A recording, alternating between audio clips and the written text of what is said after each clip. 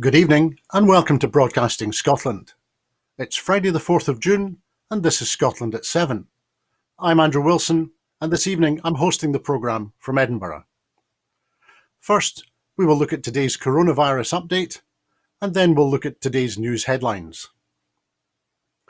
As of 2 p.m. today, since the start of the pandemic, a total of 2,063,953 people in Scotland have been tested through NHS Scotland labs and the UK Government regional testing centres.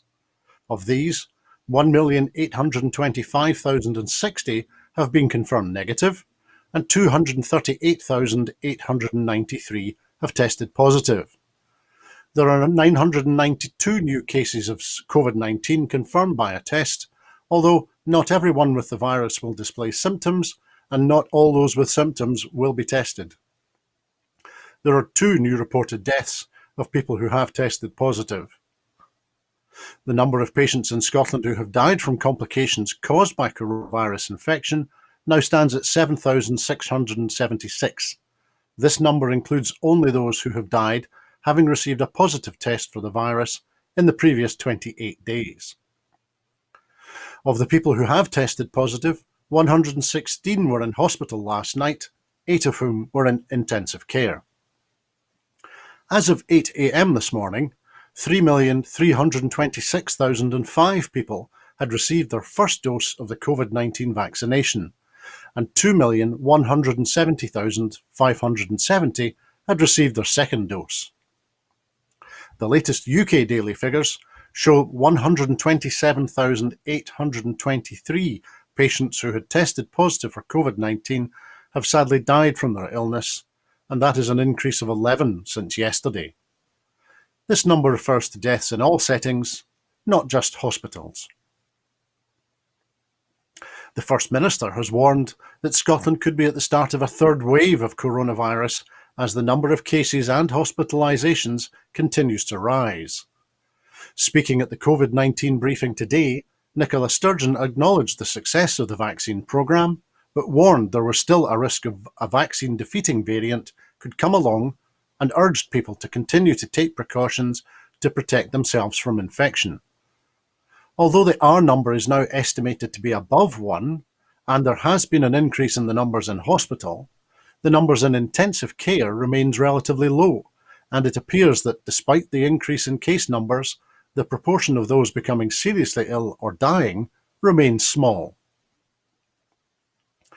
As the national vaccination programme continues to progress through younger age groups on the priority list, members of the armed forces have again been asked to help accelerate the rollout. The Scottish Government is working closely with NHS boards to ensure the number of appointments can be increased in line with national guidance to help combat new variants and to provide protection to as many people as possible. This includes military support, and NHS Lothian and NHS Lanarkshire have requested this to enable them to boost their capacity to administer second doses alongside the delivery of first doses to the younger cohorts. Military personnel will therefore assist with vaccinations from Monday the 7th of June in these areas for up to 5 weeks. A total of 63 military personnel, including 54 vaccinators, will support the 10,600 vaccinators currently engaged in delivering Scotland's national vaccination programme. A trade deal struck with Norway, Iceland and Liechtenstein with provisions for digital paperwork to cut down the time and costs of post-Brexit border bureaucracy has been championed by the International Trade Secretary Liz Truss as a major boost.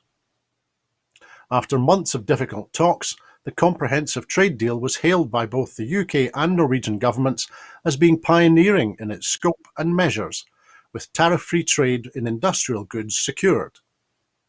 UK firms exporting to Norway and Iceland will crucially be able to rely on state-of-the-art electronic documentation to facilitate the onerous customs procedures made necessary by the UK's exit from the EU's single market. Truss said the deal would be crucial in boosting an economic relationship already worth £21.6 billion, while supporting jobs and prosperity in all 4 nations at home. Under the deal, Norway has reduced its duties in 26 areas of agriculture, which includes provisions to allow a quantity of West Country farmhouse cheddar, Orkney Scottish Island cheddar, traditional Welsh Caerphilly, and Yorkshire Wensleydale cheese to avoid full 277% export tariffs. The total quota of UK cheese that can be sold into the Norwegian market tariff-free has not increased, however. The deal will allow caps on the charges mobile operators are allowed to charge each other for international mobile roaming, a world first in a free trade deal, keeping costs low for holidaymakers and business travellers. It also allows highly skilled UK professionals to enter Norway, Iceland and Liechtenstein for business purposes, and includes professional qualification recognition to ensure nurses, lawyers, vets and other professionals will not need to re-qualify to work in these countries. Norway's government, meanwhile, celebrated securing the same trading relationship in goods with the UK as the EU under its Trade and Cooperation Agreement, and that there will be a zero duty on frozen peeled shrimp from 1st January 2023, a key Norwegian export. A key dynamic in the trade negotiations has been the UK's demands for greater access to the Norwegian market for its meat and dairy products, while Norway had hoped for better terms of trade for its seafood. However, the final deal published by the Norwegian government revealed that both sides had refused to budge significantly on these red lines. As details of the deal emerged, Norwegian fishermen complained about the level of access for its seafood to the UK market, while UK farmers had little to celebrate. Scotland has been described as standing out in the UK on children's rights, despite the UK as a whole ranking as one of the worst countries in the world for respecting the rights of children. The standings, produced by the Kids' Rights Foundation, ranked the UK as 169th out of 182 countries for how it respects children's rights. Despite that, the Kids' Rights Foundation did praise Scotland for being the first devolved nation in the world to legislate to enshrine the UN Conventions on the Rights of the Child, and how Scotland has introduced measures and policies to deal with the devastating impacts of the pandemic on its children. Commenting, SNP MSP Claire Adamson said she thought it was very encouraging to see Scotland described as a standout in the UK when it comes to protecting the rights of the child, and that nothing shows more than when the Scottish Parliament voted unanimously to enshrine the UNCRC into Scots law. The MSP for Motherwell and Wishaw pointed out the stark contrast of the Tory UK government is threatening to take the Scottish government to court over the legislation in an attempt to thwart efforts to ensure children's rights are respected in every decision that is made in Scotland. The Scottish Government is ensuring every child has the best start in life and will continue to do that by doubling the Scottish Child Payment as soon as practically possible, introducing free school meals for all primary school children and renovating play parks across the country, said Ms Adamson. Hundreds of children have been safeguarded by police enforcement as reports of online child sexual abuse increased during the last year. Information released today by Police Scotland shows. Police Scotland's 2020-21 Quarter 4 performance report and management information showed there was a total of 1,966 child sexual abuse crimes recorded during the year, an increase of 5.9% compared to last year and 24.9% greater than the 5-year average of 1,574. The performance report outlines the safeguarding of 434 children through the enforcement of 649 National Online Child Abuse Prevention or NOCAP packages between September 2020 and March this year. NOCAP packages provide intelligence and evidence which underpins investigations carried out to identify and to arrest online child abusers. Deputy Chief Constable Fiona Taylor said that the rise in reports of online sexual child abuse has continued and accelerated during this period, and the performance report draws attention to vital work to safeguard hundreds of children through the enforcement of NOCAP packages. She said, "Online child sexual abuse is a national threat, and tackling it is a priority for Police Scotland. The implementation of our cyber strategy will ensure we continue to build capacity and capability to keep people safe in the virtual space." Meanwhile, in Europe, one of Roman Catholicism's most influential liberal figures, Germany's Cardinal Reinhard Marx, has offered to resign as Archbishop of Munich, saying he had to share responsibility for the catastrophe of sexual abuse by clerics over past decades. His offer, which Pope Francis has yet to accept, follows an uproar among the German faithful over abuse. Last week, the Pope sent 2 senior foreign bishops to investigate the Archdiocese of Cologne, Germany's largest, over its handling of abuse cases. "I have to share responsibility for the catastrophe of sexual abuse by officials of the Church over past decades," Marx wrote in a letter to the Pope. He said he hoped his departure would create a space for a new beginning. Marx, who is not under any suspicion of having participated in abuse or cover-ups, later told reporters churchmen had to take personal responsibility for institutional failings. An independent inquiry, commissioned from a law firm by the Archdiocese to investigate historic abuse allegations there, is due to report shortly. The Archbishop of Cologne, Cardinal Rainer Maria Wilke, was recently cleared in a similar external investigation into past abuse in the Archdiocese. One commentator, the religious scholar Thomas Schuler, interpreted Marx's words as a rebuke of Wilke, who has not resigned. Still in Europe, the EU has banned Belarusian carriers from its airspace and airports over the forced landing of Ryanair flight FR4978 and the arrest of the opposition activist and journalist Roman Protasevich. EU ambassadors agreed during a meeting on Friday to require member states to deny the country's carriers landing and taking off rights and to forbid them from overflying the territory of the 27 member states from Saturday. The European Aviation Safety Agency has also issued a directive which effectively bans EU aircraft from flying over Belarus airspace or landing on its territory. The twin move follows last month's denunciation by EU heads of state and governments of the interception of the Athens to Vilnius flight on the 23rd of May, on which Protasevich and his Russian girlfriend Sofia Sapega were passengers. There is growing concern over Protasevich's health after appearances on video in which he exhibited signs of abuse, while apparently confessing to crimes against the Belarusian state. In Hong Kong, meanwhile, police have arrested a prominent barrister for allegedly promoting an unauthorised assembly on the anniversary of the Tiananmen Square massacre, as thousands of officers were deployed to enforce a ban on protests and gatherings across the city. Police confirmed that barrister and activist Chow Hang Tung, vice chairwoman of a group which organises annual vigils for the victims of China's 1989 crackdown on pro-democracy protesters, was arrested.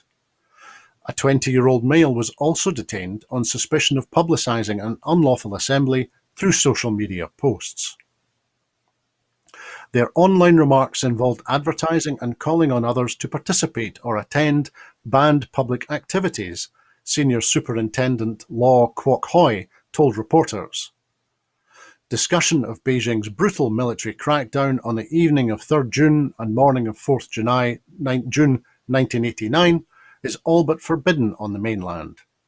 And Hong Kong's traditional status as the only place in China where large-scale commemorations were tolerated appears to be coming to an end.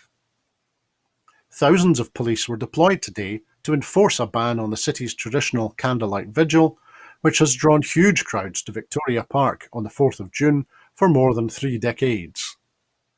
The day has traditionally served as a display of pro-democracy people power that China has made clear it will no longer tolerate.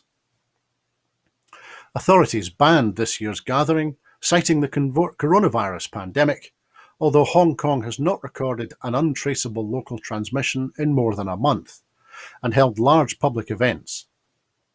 Police have also cited the national security law in warning people not to gather for unnamed events and reminded the public of the recent convictions of some activists. A £1 million support fund for armed forces charities across Scotland has today opened for bids. The Scottish Government Fund will help the sector offset a shortfall in income due to the impact of coronavirus. In May last year, a survey by the Scottish Charity Regulator found that 75% of charities had seen a negative impact on their finances as a result of COVID-19. The Armed Forces Third Sector Resilience Fund will be administered by the Cora Foundation, who specialise in managing grants and financial support. The closing date for applications is 16 July, with funding released to successful applicants by the end of August. And finally, Professor Julie Fitzpatrick, OBE, has been appointed as the Scottish Government's next Chief Scientific Advisor. In addition to working with other senior advisors as part of the pandemic response, Professor Fitzpatrick will remain the Scientific Director of Morden Research Group and CEO of the Morden Group, the Agricultural Research Institute in Midlothian, with expertise in livestock health and infectious diseases. And that is the news in Scotland at 7 this evening. In making these programmes, Broadcasting Scotland relies on the support of viewers and others who value our distinctive approach to news, current affairs and culture. If you would like to help us and to support us, then please help by subscribing or donating to Broadcasting Scotland, and you will find the link to do that on the screen now. There are other ways in which you can also contribute to our work. If you would like to volunteer to work with Broadcasting Scotland, either behind the scenes or in front of the cameras, or in any other way that helps our work and promotes the station, then please visit our website at www.broadcastingscotland.scot and send us a message there. Meantime, I will be here at 12 noon on Sunday with the full Scottish, so please tune in then and join us. And in the meantime, thank you everyone for joining us on Broadcasting Scotland this evening. I hope that you have a very peaceful weekend.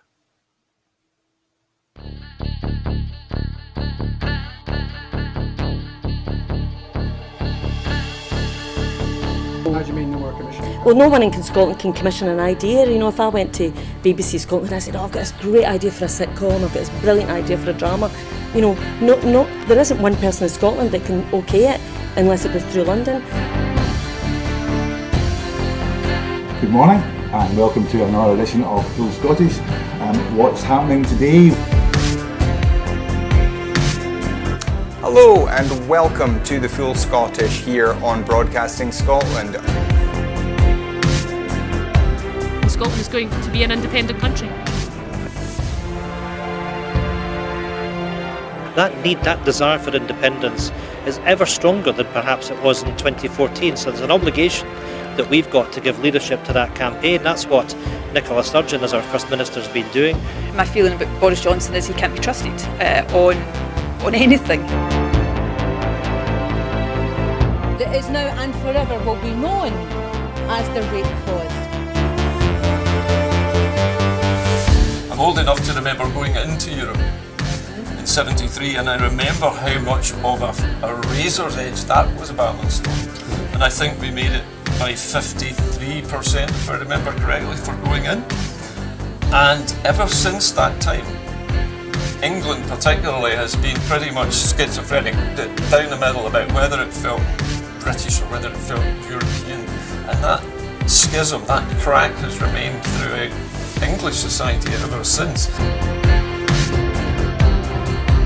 Scotland means business. Scotland's voice won't be stilled, it won't be silenced, it has to be heard.